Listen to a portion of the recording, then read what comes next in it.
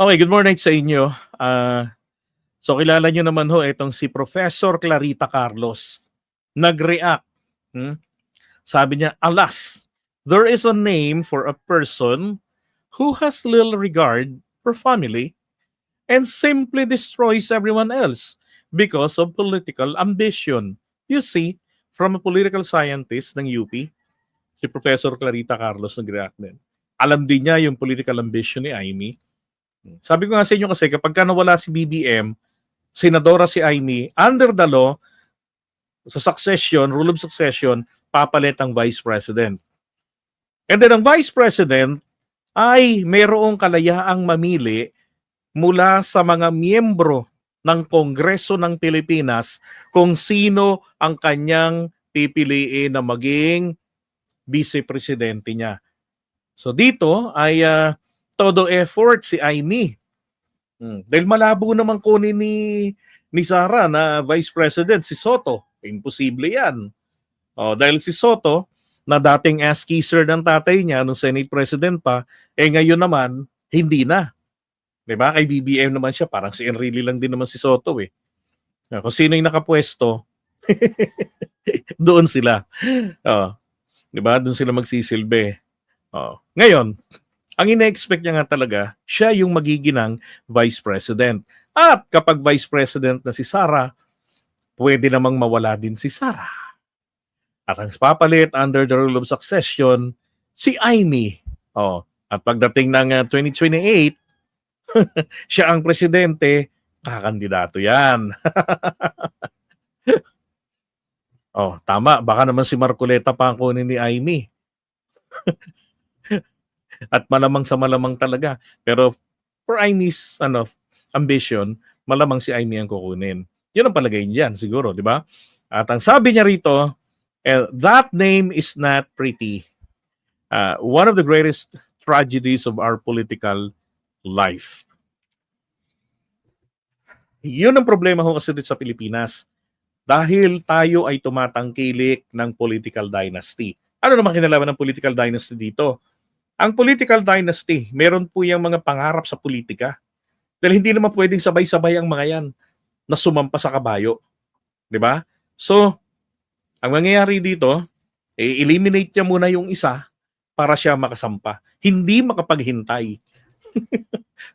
Katulad na lamang nito ni Digong. Ito yung narrative ni Digong noon na ganyan nagdadrag si BBM. Di ba? Binanggit din ni Amy yan.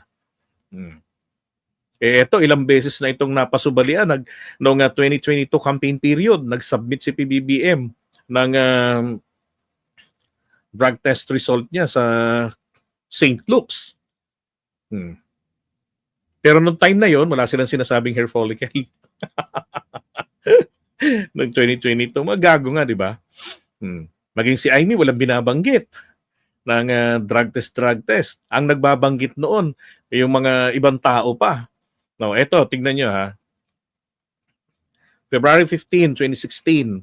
Merong mga naghahamon noon na dapat yung kandidato magpa-drug test. Ang Liberal Party, ang kandidato niyan ay si Grace Poe.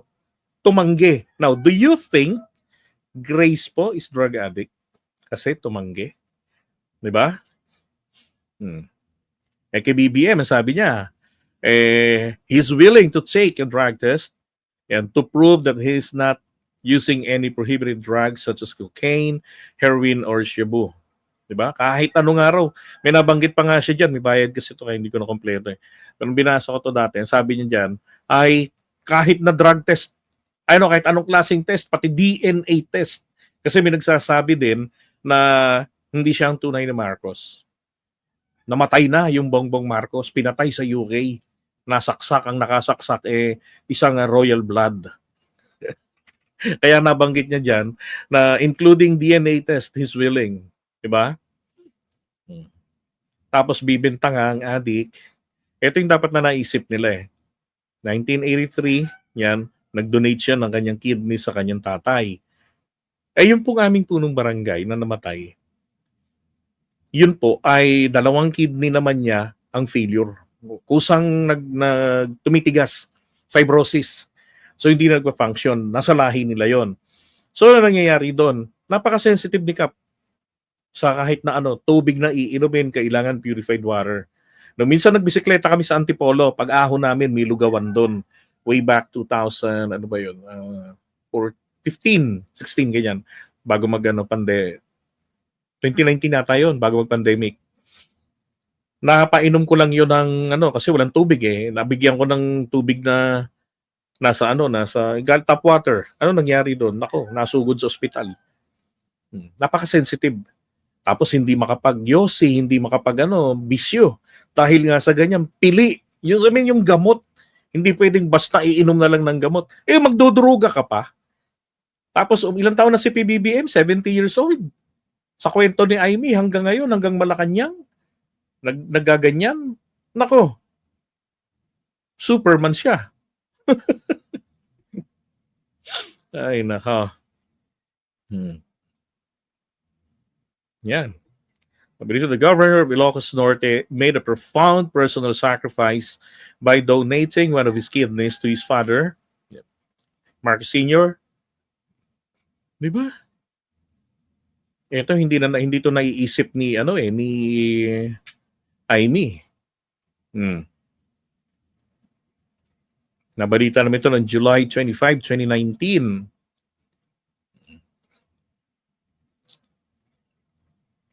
Okay. Ba't ko pinakita yon? Kasi nga merong balita nun na ayon sa kanilang ama, si Amy Marcos daw po pala yung adik. Walang balita no na nasabi ni Apo Lakay no na yung kanyang anak na lalaki sa tingin niya ito ay nag-a-addict o praning. Kay Amy niya pa nasabi yon. Ito hong si Ruben Carranza, mga kababayan, na unang nag-post nito kaagad-agad. Just 5 minutes pakatapos lang ni Amy na magsalita. Kagabi, diyan sa rally. Hindi ho ito Marcos alay. Hindi po nila kaalyado to. Si Ruben Carranza. Sabi niya rito ayon nga raw po kay Apo Lakay, I knew that I was using drugs, ganon-ganon. Ito yung sabi ni Amy. Pero sa kanilang tatay, ang sabi rito, her father thought she was mixed up with drugs.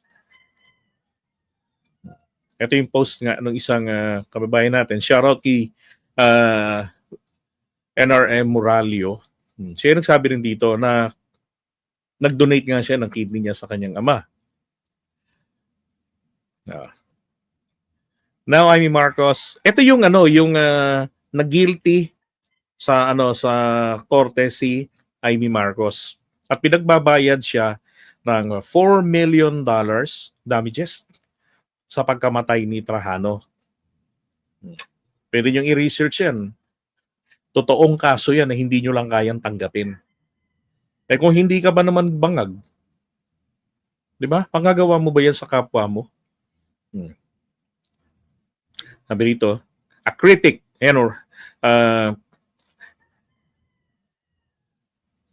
for the wrongful death of a student, a critic of hers and her father had the Supreme Court not block the payment in 2006. Archimedes Trajano, 21 years old in 1977, a Mapua student who boldly questioned Amy in a forum at the pamantasan ng lungsod ng Maynila sa PLM. Why she deserved to be a youth representative, parang yung Duterte youth. Ganon. Was found mauled and dead on the streets of Manila on September 2, 1977. A Hawaii court ordered Amy to pay the family of Trajano $4.16 million damages. Kaya hindi lang mabitaw-bitawan ng politika eh. Kasi pag binitiwan, magkano na ngayon yung... Alam ko, hindi ito binayaran. Kasi nasabi, hindi nila kinikilala. Hindi kinikilala ng Pilipinas ang foreign court order. Kaya nga dapat ito mabuksan ang kasong ito rin sa Pilipinas. Di ba? Para talagang maganda. PBBM, baka naman gusto mong pabuksan sa pamilya Trajano. Balikan natin ito. Mismo sa FB post ito ni Carranza. Talagang pinuntahan ko rin 2 hours later. Sabi rito sa post niya, ha, Amy, who had attended a Catholic high school in Monterey, California, enrolled at Princeton in 1973, generating a minor controversy about the presence of gun-toting security guards on campus. Aba, kapareho pala ito ni Kiko Barsaga. Nanunutok ng baril. Loko nga talaga. Though her record was satisfactory, she was never graduated. Kaya naman pala walang maipakita sa University of the Philippines College of Law na diploma. Kasi nag-law siya eh. Seatmate siya ni Guanzon, ni Attorney Guanzon. Kaya lang hindi siya nakagraduate kasi hindi niya na-comply with yung requirements na mag-submit ka ng diploma ng iyong college preparatory. 4-year course dapat. Siyempre, malakas, siga, presidente tatay. Kaya lang, siyempre, Duralex Sedlex nga eh. UP already bended the rule, di ba? For her. Baka dahil sa takot sa tatay niya. Pero, again, bending the rule is not actually breaking the rule. In-insist sa kanya, sige, makaka-graduate ka pag binigay mo yung college diploma mo. Walang ganun. Sabi, he pulled an American diplomat aside once after an early morning swim and confided. Siguro, stress na yung matanda. Kaya ang ginawa ni Apolacay noon, merong isang American diplomat. Kinausap, sinabihan niya. Part ng mga nasabi niya, sabi niya, I'm not sure this Princeton is good for her. Yan. Diba? Imelda Marcos didn't care for Princeton, either claiming that Amy was surrounded by faggots, yung mga bading, while at Princeton, Amy lived a 13.5-acre estate. Wow, ang laki. Purchased by a company registered in the British Virgin Islands, which had not listed officers or owners, but which was in fact owned by the Marcoses. Grabe, no? Yaman. Sarap buhay. Ito si Ruben Carranza. Naalala ko si Ruben Carranza. Siya ay PCGG commissioner ito. Isa siya sa mga grupo ng PCGG commissioner na na tumalo sa pamilya Marcos pagdating po sa issue ng graft. Di ba natalo si Imelda Marcos, na guilty siya ng ilan yun, 7 counts. Dahil yung pera while she was the Metro Manila governor, sabi ron illegally transferred doon sa isang Swiss bank account. Doon siya nadali, si Imelda. Ang problema ngayon, yung Swiss account na yon hindi na ma-recover. Hindi nila mabuksan dahil lahat ng dokumentong kailangan, yung mga original copy, sabi ni PBBM, nasa mga Amerikano. Because those documents na dala-dala nila sa aeroplano, nung dinala sila sa Guam, kasi before Hawaii, Guam, dapat kasi paway lang yun eh. Kailang ayaw ni Cory Aquino, di ba? Napayagan silang mag-stay ng Pilipinas. So, pagdating ng nag-stop over dun sa Guam, because kailangan i-confirm kay Cory, then sinabi niya, bring them somewhere else. Since merong Hawaii property sila, dun sila dinala sa Hawaii. At doon naranasan ni Apolacay at ni PBBM ang totoong mga kaibigan nila. Kaya nga binalikan ni PBBM yun nung unang punta niya ng Amerika. Bumalik siya, pinuntahan niya ang Hawaii at hinanap niya sila Manong ganito.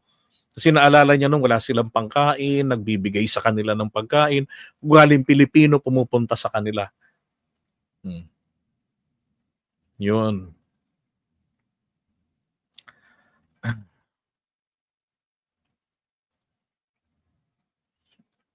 'To, i-research niyo 'yan. So, mabuti na rin yung nangyaring ganito kasi at least ang mga Marcos loyalist nagising ngayon sa katotohanan at talaga namang, 'di ba, nakita nila. At sa haba ng panahon, naging bukas tayo dito sa ano, sa hustisya para kay Trajano.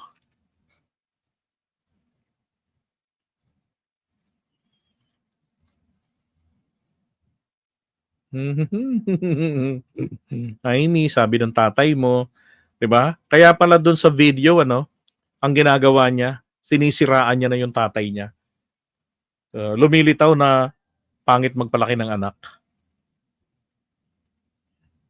Parang ang pangit lang si Aimee.